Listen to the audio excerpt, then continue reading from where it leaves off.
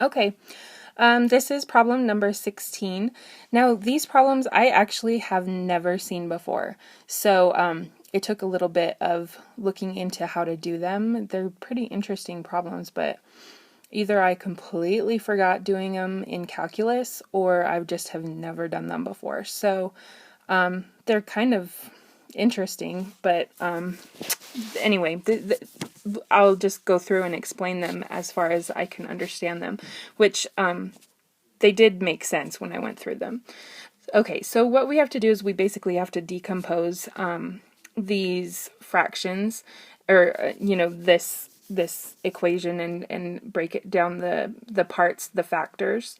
So we have to break it down so that we have an a over x minus 2 plus a b over x minus 4 is going to equal the whole thing, which is x minus 6 over x minus 2 times x minus 4.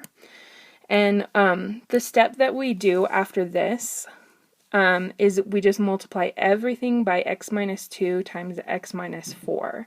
And so in the first part, the x minus 2 is going to cancel, so we end up with just x minus 4 times a. And then in the second part, the x minus 4 is going to cancel, so we just end up with x minus 2 times b. And then on the last part, both of them will cancel out. The x minus 2 and the x minus 4 will cancel out, so we just get x minus 6. So I saw a couple of different ways of going from here, but what appeared to be the easiest way to go from here is you pick a value for x.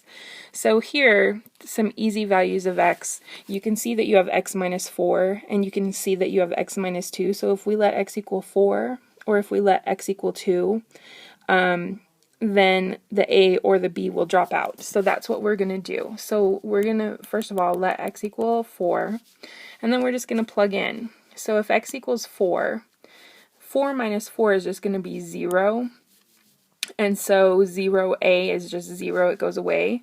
So then 4 minus 2 is just going to be 2, so we have 2 times b, and then 4 minus 6 is going to be negative 2. So 2b equals negative 2, so we can solve and find that b equals negative 1.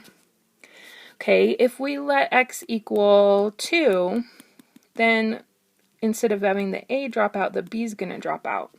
So if we go back to this original equation again, and we plug 2 in, 2 minus 4 is going to be negative 2 times a.